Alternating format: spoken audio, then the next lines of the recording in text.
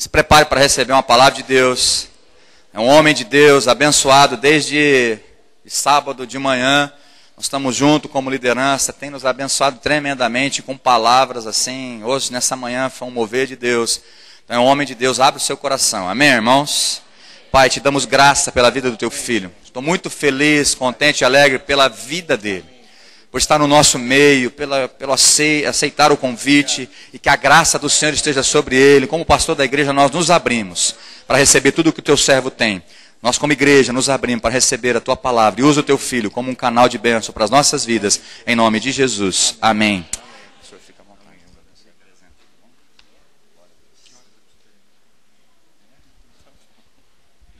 Amém, amados. Graça e paz do Senhor Jesus. É uma grande alegria. E eu queria falar uma coisa. Essa igreja realmente é muito cativante, né? Eu já disse isso, e não é algo proforme, é algo realmente que... Desde que sábado que eu estou aqui com os líderes, né? Mas agora no culto, né, veio confirmar isso, né? Eu acho que não tem jeito de alguém entrar aqui no culto, já no louvor, e não sentir a presença de Deus aqui, né? Vira para quem está do teu lado e fala: a presença do Senhor está nesse lugar. Amém? Não. Quantos creem que a presença do Senhor está aqui? Dá um glória a Deus bem forte. Amém. Isso. A presença do Senhor está nesse local. Bem, meu nome é Fernando, eu sou pastor ali em São Paulo, na zona norte de São Paulo. Nós pastoreamos uma igreja ali há 15 anos, chama Edificando em Cristo. Minha esposa era para estar comigo, mas ela fez uma cirurgia e não conseguiu se recuperar a tempo. Então ela está lá de molho em São Paulo, mas hoje eu conversava por telefone com ela, ela mandou um abraço para vocês, né? Saudação para vocês. E... sou casado, tenho 2 filhas, a Gabriela de 19, a Júlia de 14. E Deus, pela graça e pela misericórdia dele, tem usado a gente, né? Apesar de não sermos perfeitos, né? Ele usa com as nossas imperfeições mesmos, para nós podermos pastorear aquele rebanho ali que o Senhor tem nos dado e nos conferido naquele local. E eu sei que Deus tem algo especial para essa noite, amém? Se você crê nisso, dá um amém bem forte. Amém. Isso. Eu creio que o Senhor tem algo especial para compartilhar conosco. E eu fiquei feliz porque eu vi a direção do louvor. E ela tem tudo a ver com aquilo que eu queria ministrar, que eu quero ministrar nessa noite para vocês. Eu quero falar sobre a presença de Deus na nossa casa. A presença de Deus no nosso lar, a presença de Deus na nossa família. Nós começamos agora, há um mês atrás, uma campanha na nossa igreja, que chama Edificando a Minha Casa, e nós fizemos um propósito de, durante 7 semanas, irmos à casa de pessoas que não conhecem ao Senhor e poder levar e apresentar o Evangelho, orar com eles, levar a presença de Deus para a vida daquelas pessoas. E eu compartilhava com o pastor Marcos, nós fizemos um desafio para a igreja, que nós queríamos ir a pelo menos 100 casas, durante 7 semanas em 100 casas, de pessoas que não conhecessem ao Senhor, que não frequentassem nenhuma igreja, e Deus nos deu a oportunidade de nós começarmos 150 casas, né? Então nós estamos indo durante 7 semanas em 150 casas. Na primeira semana, 170 pessoas entregaram a vida para Jesus nessas casas. E Deus está fazendo algo especial, e eu tenho certeza de que toda vez que Jesus, e eu tenho ministrado muito isso para a igreja nesse tempo, toda vez que Jesus entra numa casa, algo acontece. É verdade ou não é? Você lembra quando Jesus entrou na tua casa, quando você convidou ele para entrar na tua vida e na tua casa, aquilo que ele começou a fazer, as transformações que ele começou a fazer na tua vida? Porque você pode ver na Bíblia inteira, todos os relatos do Evangelho, toda vez que Jesus entrava numa casa, algo acontecia. Milagres aconteciam, restauração, salvação, cura. Sempre que Jesus, ressuscitação, Toda vez que Jesus entra dentro de uma casa, entra dentro de um lar, algo acontece. E quando nós começamos essa campanha, foi com esse objetivo. E o Senhor nos deu essa campanha baseada no Salmo 127, versículo 1, quando diz que se o Senhor não edificar a casa, em vão, não adianta nada você trabalhar, não adianta nada você fazer, tudo o que você fizer. Se o Senhor não estiver na tua casa, dentro da tua família, não adianta nada. E eu até compartilhei que uma pessoa entrou no Facebook de uma pessoa da igreja e viu lá o slogan da campanha, e viu o versículo da campanha, e ela ligou para a amiga e falou assim, o que é isso que vocês estão fazendo? E a pessoa explicou sobre aquele momento, e ela falou assim, eu sinto que na minha casa falta a presença de Deus. Vocês podem vir na minha casa durante 7 semanas, e eu quero abrir a minha casa para receber vocês, porque eu creio que falta. Nós temos vivido uma vida boa, nós temos estabilidade financeira, mas eu sinto que falta a presença de Deus na minha casa. As pessoas, amados, o mundo, Fernandópolis, São Paulo, está precisando da presença de Deus. Amém? E é sobre um pouquinho disso que eu quero hoje compartilhar com vocês. E eu queria que você abrisse tua Bíblia em 1 Crônicas, capítulo 13.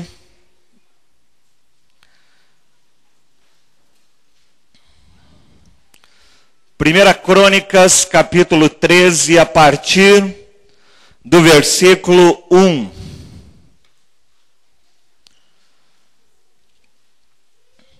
Diz assim o texto, depois de consultar todos os seus oficiais, os comandantes de 1000 e de 100, Davi disse a toda a Assembleia de Israel, se vocês estão de acordo, e se esta é a vontade do nosso Deus, enviemos uma mensagem aos nossos irmãos em todo o território de Israel, e também aos sacerdotes e aos levitas, que estão com eles em suas cidades, para virem e unir-se a nós.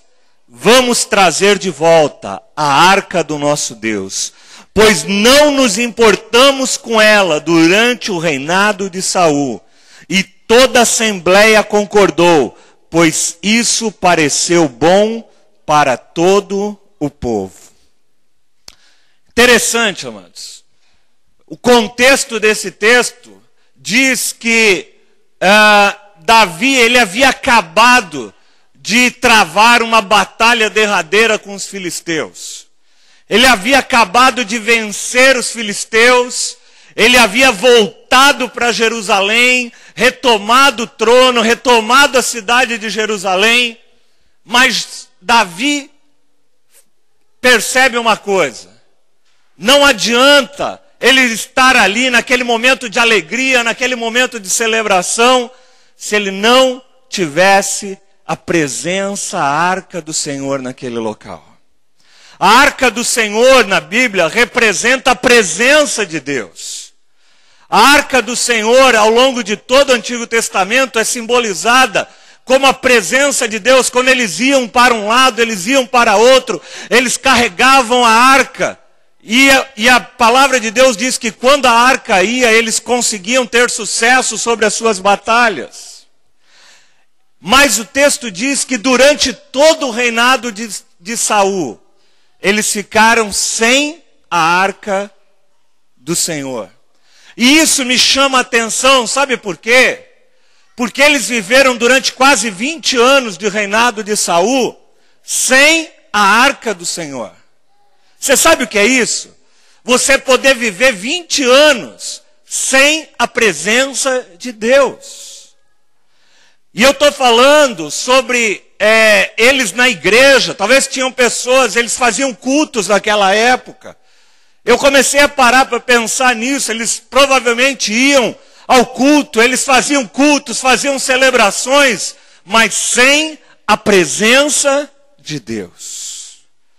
E hoje, infelizmente, nós vemos talvez muitas igrejas que se reúnem, que fazem um culto solene, um culto formal, mas sem a presença de Deus. Durante 20 anos, eles vivem o reinado todo de Saul sem a presença de Deus. Isso é muito triste, amados. Saber que nós podemos viver uma vida religiosa, mas sem ter a presença de Deus. A gente pode ir ao culto no domingo, levantar as mãos, pular, dançar, sem ter a presença de Deus na nossa vida. Isso é muito triste, é muito preocupante, porque há pessoas que elas cumprem, vêm à igreja, vão às igrejas, desenvolvem uma espiritualidade, mas elas não têm a presença de Deus na vida delas. E o que Davi se preocupa aqui, quando ele assume o trono, logo após uma vitória, ele falou assim, espera um pouquinho, não adianta nada a gente ganhar essa batalha. Não adianta nada todo o sucesso. Eu estou imaginando as pessoas celebrando, festejando, porque Davi conquistou a vitória. E aí eu me lembro até uma vez uma palavra do pastor Samuel, que ele falava assim, vitória nenhuma na vida compensa a falta de estarmos com Deus. Vitória nenhuma na vida, vitória profissional, vitória nenhuma compensa se você não tiver a presença de Deus na tua vida, na tua casa, na tua família. Você pode ser bem-sucedido, você pode ter muito dinheiro no banco, você pode ter todo aquilo, trajetória profissional que você queria, mas se você não tiver a presença de Deus na tua vida, você vai ser uma pessoa vazia e que não vai cumprir o propósito de Deus. E às vezes quando nós olhamos, eu já conheci tantas pessoas de ótima condição financeira, de bem-sucedidas profissionalmente, com carreiras exemplares. Mas quando você olha para a vida das pessoas, a pessoa está com um vazio dentro dela. Porque sabe o que falta? Falta a presença de Deus. A minha esposa é psicóloga e ela diz que Freud, ao longo do desenvolvimento da teoria psicanalítica, ele diz que o homem, ele tem um vazio no seu interior, que nada preenche esse vazio. Só que Freud era um homem ateu. Ele não descobriu ao longo da sua vida, ele descobriu metade da verdade. Todo homem tem um vazio no seu interior. E ele diz que nada preenche. Mas esse vazio que nós temos dentro só pode ser preenchido pela presença de Deus no nosso meio. Amém? Freud não descobriu ao longo da sua vida isso. Que aquele vazio que existe na nossa vida só pode ser preenchido com a presença de Deus dentro de nós. E Davi era um homem que tinha intimidade com Deus. Davi era um homem que andava com Deus, que consultava Deus, que amava a presença do Senhor. Tanto que o texto diz mais à frente que quando eles trazem a arca para Jerusalém, ele salta, ele dança, ele faz um louvor talvez mais dinâmico, mais alegre do que nós fizemos aqui, por causa da presença de Deus que voltava para aquele local. E aí, quando nós continuamos a ler o texto, ele diz, vamos trazer a arca de Deus. Não dá para a gente viver a nossa vida sem a presença de Deus. Não dá para a gente fazer um culto sem a presença de Deus. Eu uma vez, nunca me esqueço, eu fui convidado para um evento nos Estados Unidos. E o pessoal convidou, pagou a passagem, a gente foi para lá, era um evento sobre o contexto das igrejas em grandes metrópoles e tal. E eu fui lá participar dessa conferência. E no domingo, era dia de culto, e nós queríamos ir ao culto. E me pediram, e uma pessoa lá falou, olha, tem a igreja aqui, uma das igrejas que estava patrocinando o evento, vamos lá no culto. E amados, eu nunca fui num culto onde eu saí tão mal na minha vida. Eu entrei naquele local, gente, e ali tinha de tudo, menos a presença de Deus. Para começar, depois eu descobri mais para frente, a igreja tinha uma bandeira do movimento homossexual estendida numa das laterais. A igreja era favorável ao homossexualismo, eu nem sabia, mas depois eu entendi por que eu não conseguia sentir a presença de Deus naquele local. As pessoas abriam a Bíblia, falavam da palavra, mas não havia ali a presença de Deus. E nós estávamos num grupo de uns 5 pastores, 6 pastores, e todo mundo saiu daquele culto e falou, mas que coisa! E eu falei, não, eu preciso ir num culto hoje de verdade, porque esse aqui não valeu.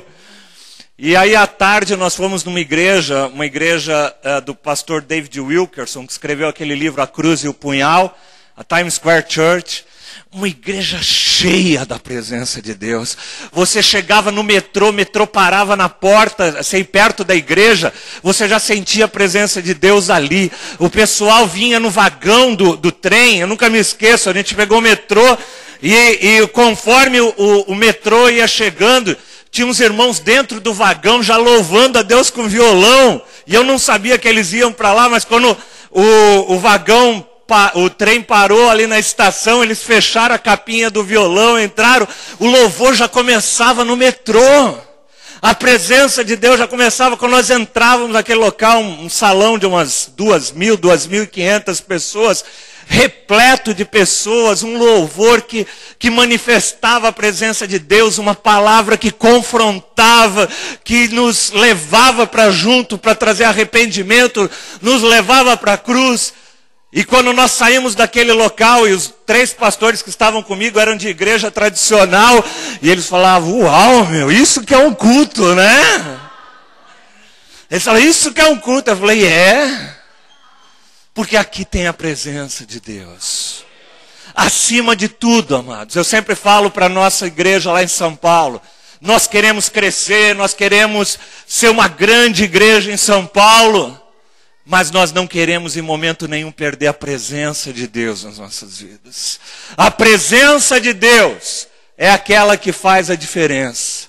É ela que vai atrair as pessoas, como diz lá em Atos, né? Falou que a igreja caía na graça das pessoas.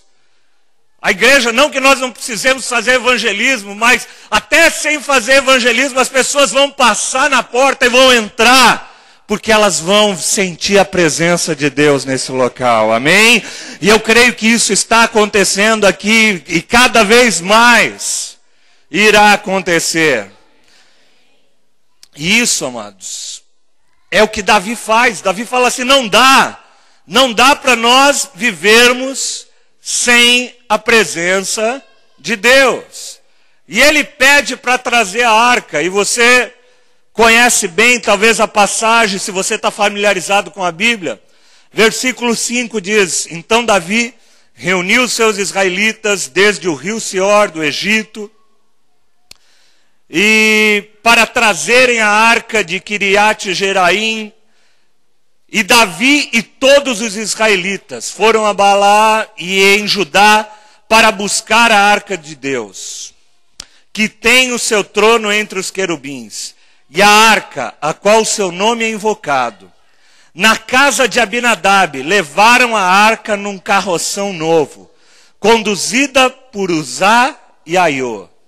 E Davi e todos os israelitas iam dançando e cantando com todo o vigor. Não era cantando assim, aquele negócio de procissão, né? Já viu aquele negócio de procissão? Pessoal cantando em procissão? Não, aqui diz que eles cantavam com todo vigor. Diante de Deus, ao som de harpas, liras, tamborins, símbolos, cornetas. E quando chegaram à era de Quidom, Uzá esticou o braço e segurou a arca, porque os bois haviam tropeçado. E a ira do Senhor acendeu-se contra Uzá, e ele o feriu por ter tocado na arca, e Uzá morreu ali mesmo diante de Deus. Davi ficou contrariado, porque o Senhor em sua ira havia fulminado Uzá. Até hoje, aquele lugar é chamado de Pérez Uzá, ou que significa destruição de Uzá. naquele dia, Davi teve medo de Deus e se perguntou: como vou conseguir levar a arca de Deus? E aqui tem um outro princípio que nós precisamos entender e aplicar na nossa vida.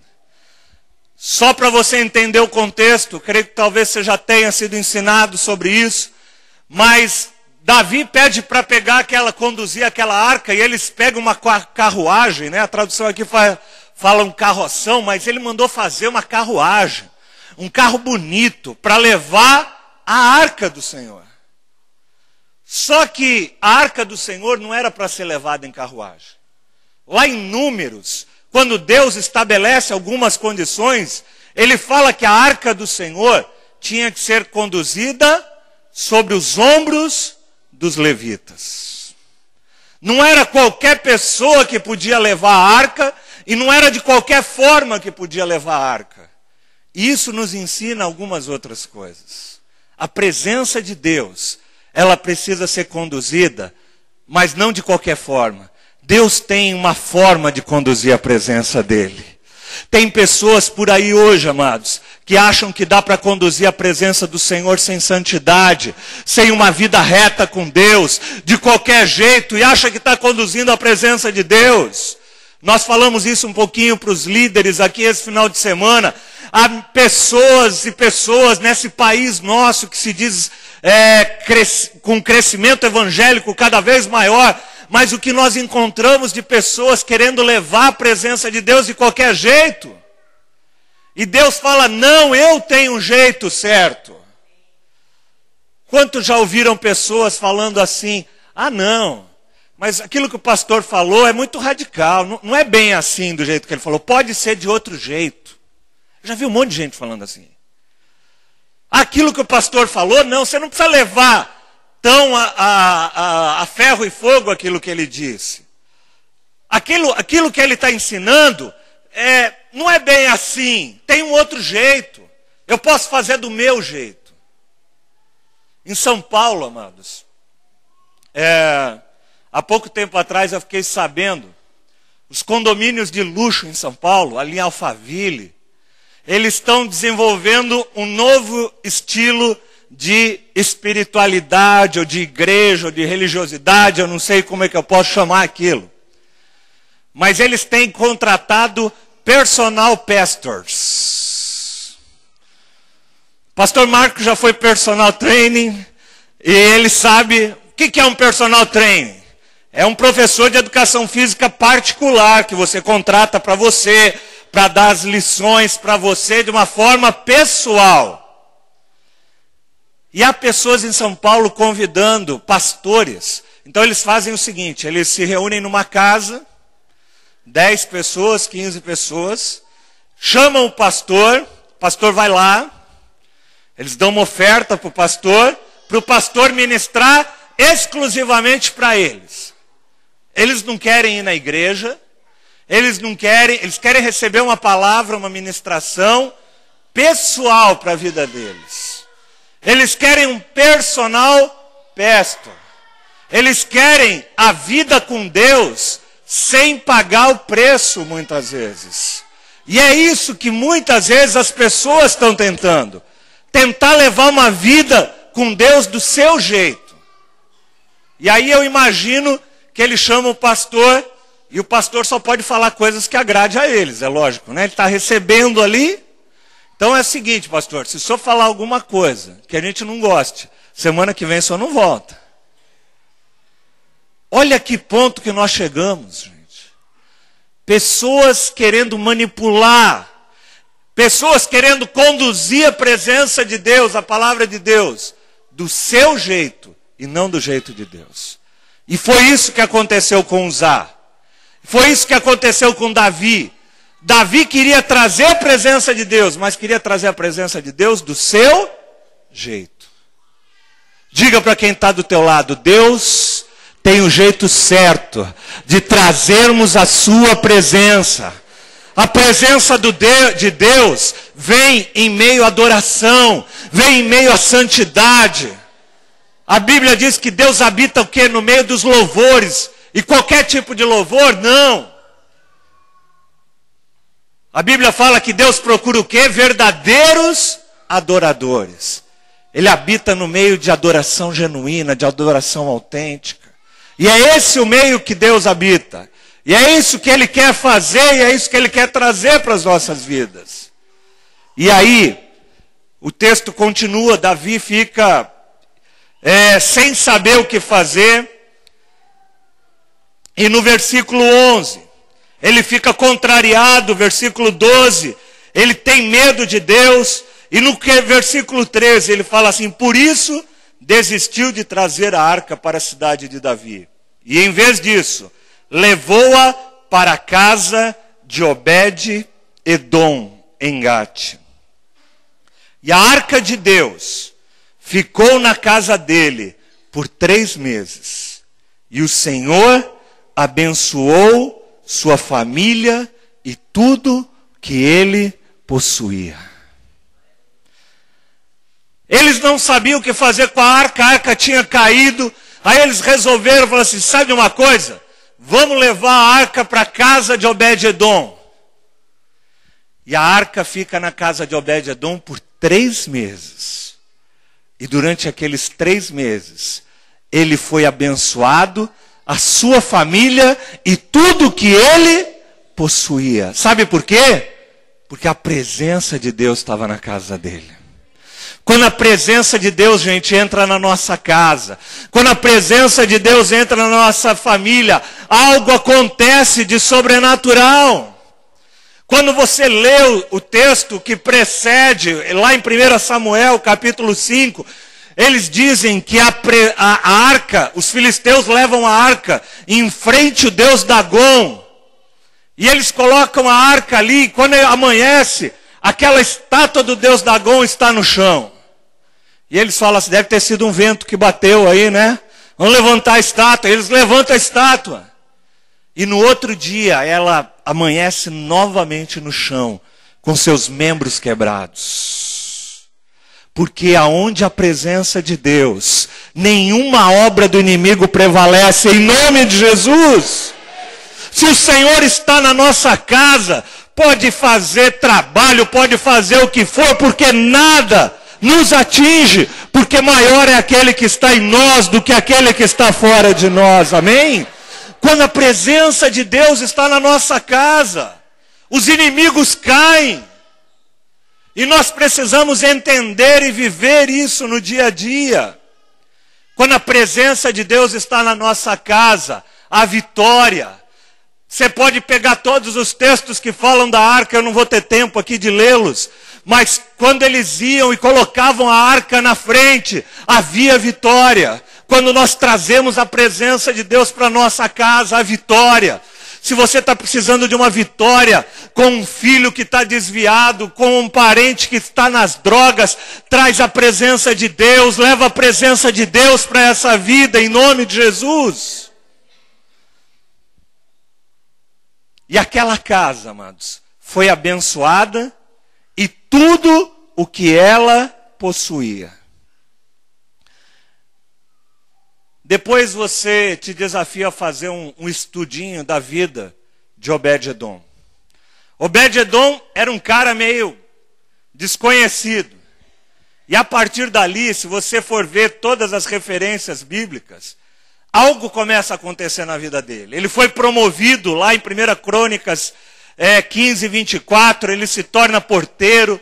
Depois em 16, 4, 5, ele se torna ministro de louvor ali, líder. Em 16, 37, 38, ele se torna um dos líderes de 38 pessoas, porque a presença de Deus e a bênção de Deus estava sobre a vida dele. Quando nós abrimos a nossa casa, amados, para a presença de Deus entrar, algo acontece. E eu queria destacar o texto de 1 Crônicas, vamos lá, 26, capítulo 4 até o 8. 1 Crônicas 26, de 4 até 8. Diz assim: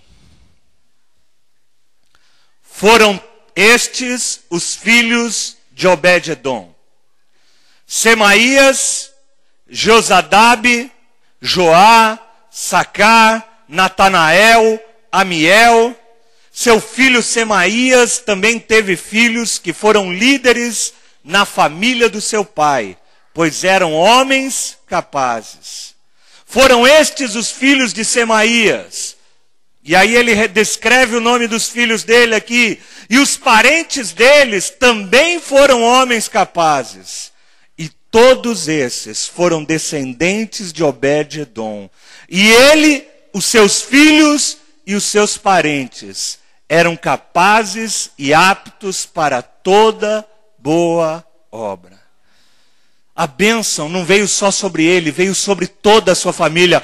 Pega na mão de quem está do teu lado e declara: quando a presença do Senhor, repete comigo, quando a presença do Senhor está sobre a nossa casa, a bênção vem sobre a minha vida e sobre a vida dos meus descendentes. Dá uma salva de palmas ao Senhor. Fala: Senhor, eu creio nessa palavra. Eu creio que a presença de Deus. Eu falava isso hoje, amados, para os líderes. Na nossa igreja. Nós temos 15 anos de igreja, né? A de vocês é mais nova. Talvez não tenha esse histórico. Mas aos 15 anos de igreja que nós temos, nós vemos todas as pessoas que trouxeram a presença de Deus para a sua vida e para a sua casa. Nós vemos a bênção na vida deles e na vida de todos os seus filhos.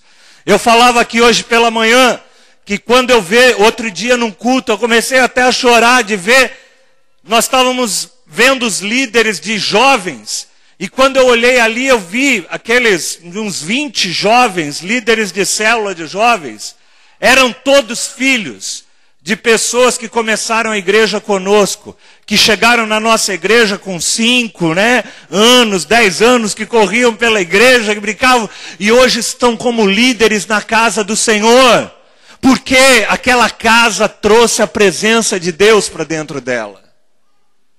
Ao passo de que aqueles que se afastaram da presença de Deus, a gente vê a trajetória, vê aquilo tudo que acontece, toda a confusão familiar, porque permitiram que a presença de Deus se ausentasse. Porque Deus é um Deus que Ele só quer habitar, Ele habita aonde nós o convidamos. A Bíblia diz que Ele está à porta e Ele bate. Se você abrir, Ele entrará e ceará contigo. E se você perceber esse texto, nós usamos muito esse texto normalmente para falar de evangelismo. E ele pode ser aplicado, mas se você for ver o contexto, esse texto não está falando para pessoas não crentes. Ele está falando para a igreja. Sabe por quê? Porque tem gente na igreja que fecha as portas e não deixa Jesus entrar. Ou melhor, deixa Jesus entrar em algumas áreas só da sua vida. Ele convida Jesus só para ficar na sala. Sabe aquela visita que você recebe? E você fala: nossa, a casa está uma bagunça, mas pelo menos a sala está arrumada, vou receber o pessoal lá na sala. E ele fica ali na sala. Jesus quer entrar nos cômodos que estão bagunçados. Ele quer entrar naquela área da tua vida que está desorganizada, que está desarrumada. Mas para isso Ele quer que você abra a porta. Às vezes nós queremos que Deus trabalhe em algumas áreas da nossa vida. Nós queremos que Jesus faça algumas coisas na nossa vida. Mas nós não queremos que Ele entre para fazer uma transformação total. Eis que Ele está à porta e Ele bate. Se nós abrimos, Ele entra. E Ele começa a estabelecer um relacionamento mais profundo. Lembre-se disso. Deus, Ele quer entrar nas nossas vidas, na nossa casa, e transformar a nossa vida, a nossa família, a nossa descendência. E quando nós pegamos esse texto, e fazemos uma transposição disso para o Novo Testamento. Quando nós pensamos no que é a presença de Deus, o que significa a presença de Deus nas nossas vidas. Jesus, ele é o quê? Ele é o verbo de Deus. Ele é o Deus conosco, ele é o Emanuel. Jesus, ele é a própria presença de Deus nas nossas vidas. E Jesus disse que ele estaria conosco todos os dias, até o fim dos tempos. Ele fala, olha, eu vou para junto do Pai, mas eu vou deixar com vocês o Espírito Santo de Deus. A presença de Jesus. Jesus veio para habitar entre nós, para tabernacular, para estar na nossa presença. Jesus, ele é o próprio Deus encarnado no nosso meio. Hoje nós não precisamos mais de um símbolo, nós não precisamos mais de uma arca, porque nós temos Jesus como a própria presença, nós temos o Espírito Santo de Deus na nossa casa. Glória a Deus por isso, né? Porque senão a presença de Deus só estaria onde tivesse a arca. Não ia dar para ter uma arca aqui em Fernandópolis, outra em São Paulo, outra... Não! Mas a presença do Senhor está onde houverem 2 ou mais em seu nome. A presença do Senhor está ali. A presença de Jesus, Cristo vivo, está dentro de nós. E aí, quando nós pensamos que Jesus é a expressão da presença de Deus no nosso meio, isso me faz lembrar a missão que Jesus tinha. Qual era a missão? Qual era o chamado de Jesus? Por que Jesus veio a este mundo? E aí nós encontramos lá em Isaías capítulo 61. A presença de Deus. Jesus veio a este mundo. Sabe para quê?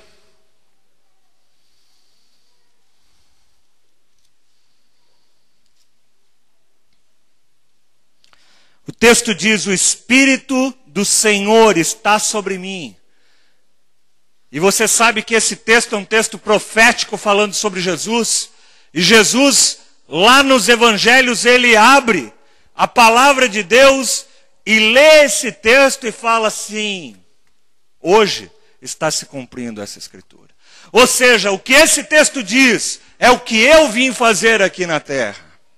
E aí quando a gente pensa, amados, quando a gente pensa e faz aquele paralelo com a arca do Senhor, a arca da aliança. A arca da aliança tinha 3 elementos dentro da arca. Quais eram os 3 elementos que havia dentro da arca?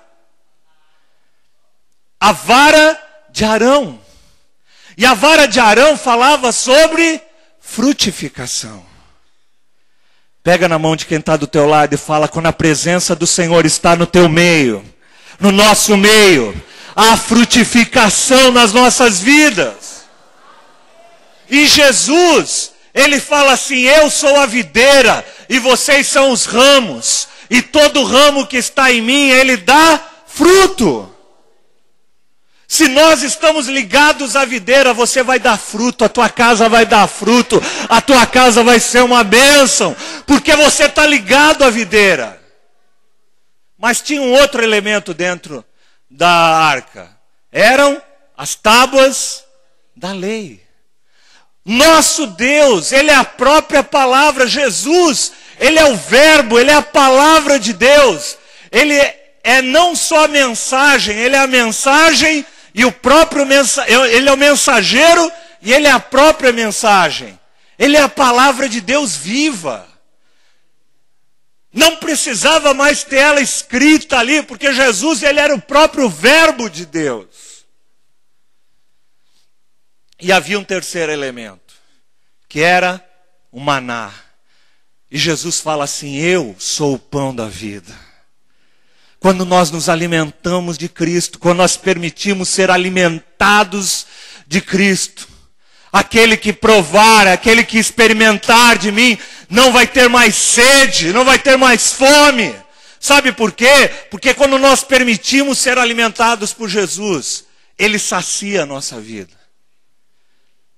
Você não precisa mais de relacionamentos. Quando eu falo relacionamentos, eu estou lembrando daquela mulher no poço, que casou-se 5 vezes, tentando preencher a vida dela com relacionamento, com casamentos. Casou 1 vez, casou 2 vezes, casou 3 vezes. E Jesus fala assim: se você experimentar da água que eu te der, você jamais vai ter sede. Você não vai precisar procurando em homens aquilo que vai saciar a tua vida. Às vezes nós procuramos em situações, em pessoas, algo para saciar a nossa vida. E Jesus é aquele que nos completa e que nos sacia. Aquele que entra nas nossas vidas e nós não precisamos de mais nada. A presença de Deus, amados. Jesus fala assim: o Espírito do Senhor está sobre mim, porque o Senhor me ungiu para o quê? Levar boas notícias aos pobres. E aqui eu queria destacar a primeira missão da presença de Deus na nossa vida. Sabe o que a presença de Deus traz na nossa vida? Ele traz boas notícias. Sabe o que são boas notícias?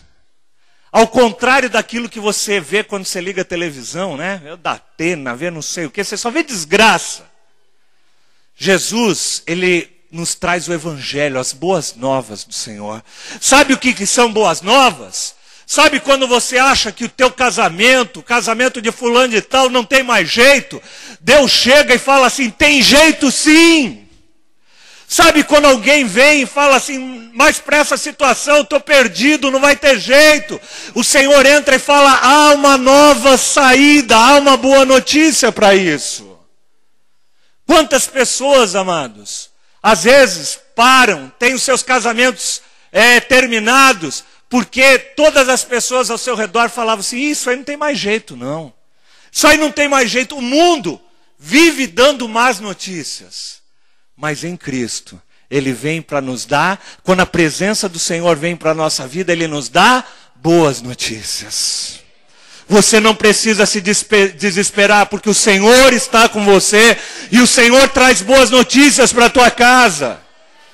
Quando todo mundo fala aí, essa situação com o teu filho não vai ter mais jeito, a palavra de Deus entra dentro de nós e fala assim: há um jeito, há uma saída, há algo que Deus pode fazer. E eu quero que você pega na mão de quem está do teu lado e declara isso. Vamos repetir comigo.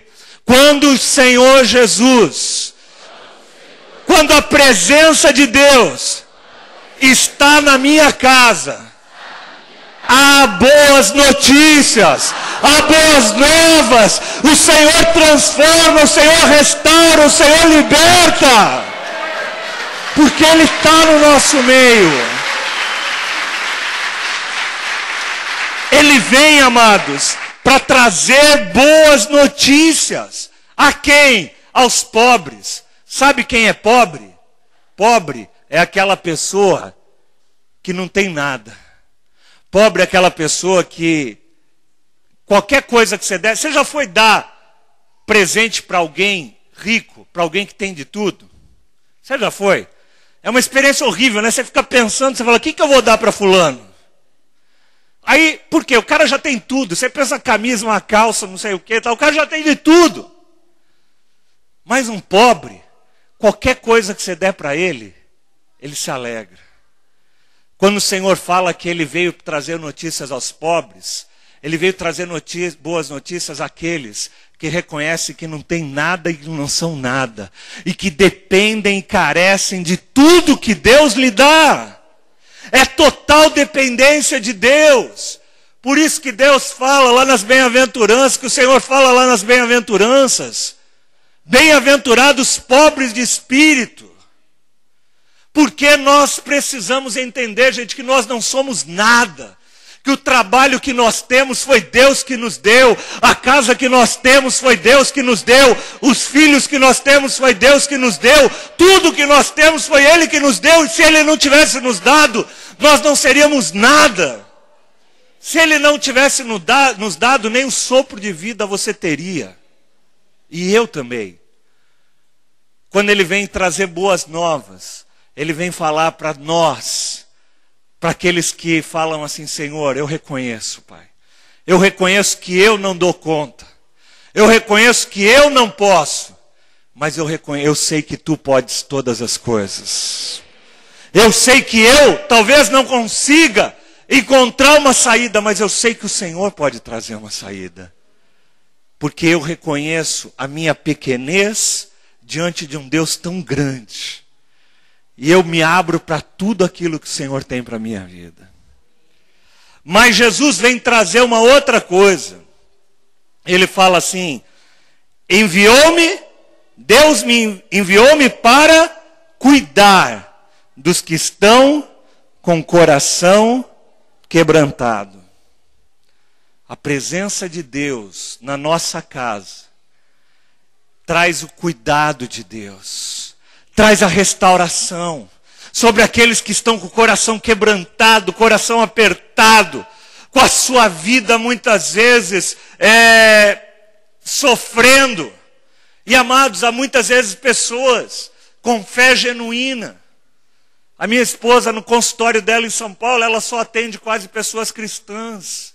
E às vezes, mesmo pessoas que conhecem ao Senhor estão sofrendo por situações, sofrendo por momentos difíceis que estão passando. E a palavra de Jesus fala assim: eu vim para entrar na casa das pessoas, para cuidar daqueles que estão com o coração quebrantado. Pega na mão de quem está do teu lado. Quero fazer você hoje profetizar sobre a tua casa. E eu quero que você declare comigo: quando o Senhor Jesus está na minha casa, não há lugar para tristeza, para dor, porque Ele vem e faz novas todas as coisas.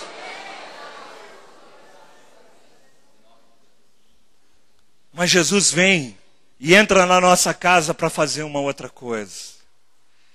Ele diz assim: eu venho anunciar libertação aos cativos. Liberdade aos cativos, libertação das trevas aos prisioneiros. Jesus vem para trazer liberdade para nós. Quantas pessoas, amados, estão acorrentados? Quantas pessoas estão presas? Eu ministrava um tempo, agora há poucas semanas na igreja. Sabia que a Bíblia diz que aquele que toma emprestado se torna escravo daquele que empresta? Quantas pessoas, gente, estão presas? E esse preso é muito amplo.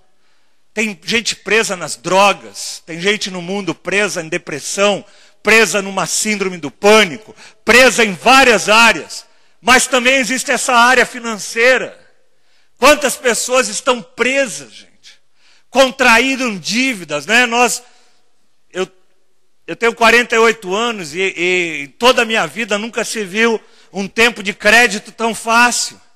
A pessoa vai lá com R$500, entra numa concessionária e compra um carro zero e sai de lá. E aí não tem condição muitas vezes de pagar, acontece algum problema. E entra aquelas dívidas.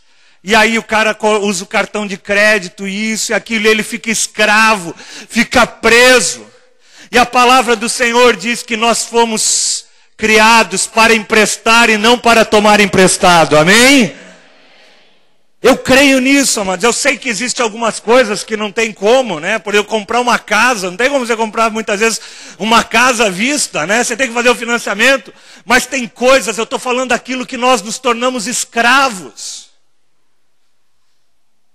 Uma vez, um irmão da igreja chegou para mim e falou assim: pastor, olha, uma pessoa emprestou dinheiro para mim, um parente meu, mas agora ele está impondo essa condição, e o que eu faço? Você obedece, porque você tomou emprestado e você é escravo daquele que te emprestou. Quando a gente assina aqueles papéis todos, nós ficamos escravos daqueles que nos emprestam. Jesus, Ele quer entrar, amados, para nos libertar das nossas vidas, nossos problemas financeiros, dos nossos entraves, daquilo que nós temos, para organizar a nossa vida. Muitas vezes não dá para organizar de um dia para o outro, né? Eu tenho irmãos lá na igreja que fizeram planos, né? Nós temos alguns irmãos na igreja que têm habilidade nessa área de finanças e pegaram os irmãos que estão mais enrolados, sentaram com eles e fizeram um plano, alguns de 2 anos, para poder se ver livre. Mas ele começou a organizar a vida dele, começou a colocar ela diante do Senhor. E o Senhor tem começado a abençoar a vida deles e a casa deles. Pega na mão de quem está do teu lado e fala: quando a presença do Senhor está na minha casa, a liberdade. Eu não vou mais me tornar escravo. Escravo do dinheiro, escravo dos meus sentimentos, escravo da minha amargura. Eu vou ser livre. Dá uma salva de palmas ao Senhor. Porque quando Ele entra, há liberdade na nossa vida. A presença do Senhor, amados, quando Ele entra na nossa casa, Ele diz que Ele veio para consolar todos os que andam tristes e a dar aos que choram em Sião uma bela coroa ao invés de cinzas, e óleo de alegria ao invés de pranto, e um manto de louvor ao invés de um espírito deprimido. Que coisa maravilhosa! Que promessa! Ele diz que quando ele entra, quando a presença do Senhor está na nossa casa, quando a presença do Senhor vem sobre a nossa vida, Ele tira, Ele transforma o nosso pranto em dança, Ele transforma a nossa amargura em alegria. Por quê? Porque a presença dEle nos transforma. Às vezes, a situação não está totalmente transformada. Às vezes você ainda está passando por luta, às vezes você ainda está passando por tribulação, mas quando a presença do Senhor está na tua vida, as pessoas vão olhar e vão falar assim: mas como você está assim? Como é que você pode ter essa paz? E aí você fala assim: essa paz é a paz que o Senhor me prometeu, é a paz que excede todo entendimento. Como é que você pode ter essa paz passando a luta que você está passando, o problema que você está passando? Essa paz e essa alegria é fruto da presença do Senhor na nossa vida, na nossa casa. É isso que Jesus veio fazer. Ele vem entrar dentro de nós, entrar dentro das nossas casas, para nos transformar, para nos dar esperança. Para nos dar esperança. A palavra do Senhor diz que Ele não nos vem para nos causar danos. Os planos do Senhor são de nos fazer prosperar e não de nos causar dano. De nos dar esperança e nos dar um futuro. E tirar toda a tristeza e encher a nossa casa de alegria. Uma casa sem a presença de Deus é uma casa de murmuração. É uma casa amarga. É uma casa de choro. Mas aquela que tem a presença do Senhor, sabe que pode até chorar por uma noite, mas que a alegria vem pelo amanhecer, amém? Quando a presença do Senhor está na nossa casa, o choro pode vir, mas você tem a certeza que a alegria vem pelo amanhecer. Você tem certeza que você pode estar semeando com lágrimas nos olhos, mas com júbilo você vai colher cada lágrima daquela que você tem semeado. E o que faz essa diferença é a presença do Senhor nas nossas vidas. A presença do Senhor restaura a alegria. Lá no Salmo 16, versículo 11, diz assim: Tu me farás conhecer a vereda da vida e a alegria plena da tua presença. O povo de Deus, gente, tem que ser o povo mais alegre da terra, amém? Eu me lembro do pastor Azaf, uma vez que ele esteve na nossa igreja, que ele falava assim, que cara feia é demônio, né? Cara emburrada, sabe que ela acorda já emburrado? A cara emburrada, quando o cara vem com cara emburrada, você repreende porque é demônio. Porque o povo de Deus tem que ter alegria no seu rosto. E lá na igreja, depois que ele pregou isso, todo mundo, às vezes o cara chega com a cara mais feia, mas começa a repreender já. Sai! Porque o coração alegre formoseia o nosso rosto, gente. gente. Quando você tem a presença do Senhor, a tua face transmite isso. Quando você vê Moisés, quando Moisés se encontrava com a presença do Senhor, diz que o seu rosto resplandecia. As pessoas olham para você e vê a presença de Deus na tua vida. Com os nossos rostos descobertos, nós refletimos a glória de Deus sobre nós.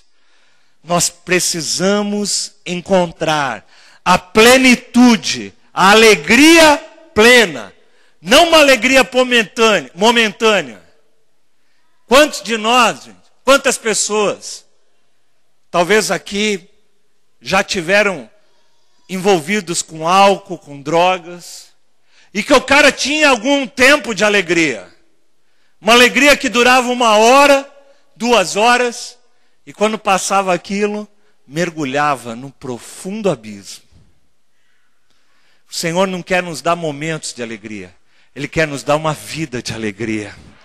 A alegria do Senhor é a nossa força, é o que nos motiva, é o que faz a gente caminhar, é o que faz a gente acordar, é o que faz a gente enfrentar os problemas, é a alegria do Senhor.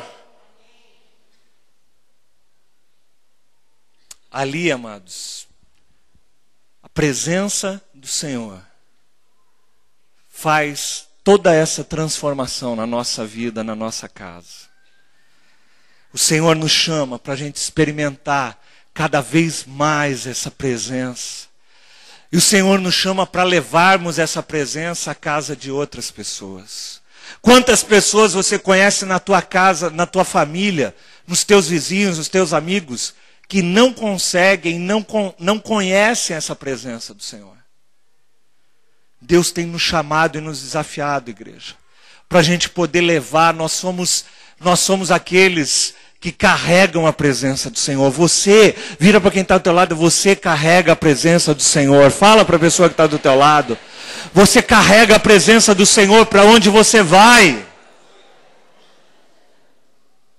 Quando você chega no teu trabalho, a presença do Senhor está junto com você, porque a palavra de Deus diz que Ele estaria com você todos os dias. E quando você chega ali, você tem que ser um instrumento de trazer alegria, de trazer consolo, de trazer a paz, de trazer a salvação para aquele local. É isso que nós temos ministrado ali na nossa igreja, e as pessoas têm entendido isso e podido levar essa mensagem às famílias, aos familiares, levar a presença de Deus, de restauração, de cura, de salvação. E eu queria que nessa noite nós pudéssemos refletir um pouquinho nessa palavra. Se o pessoal do louvor pudesse vir. Obed-Edom abriu a casa dele para a presença do Senhor entrar. E porque a presença do Senhor entrou ali, ele e a sua família e tudo que ele possuía foi abençoado. Não há nada que eu queira mais que a tua presença.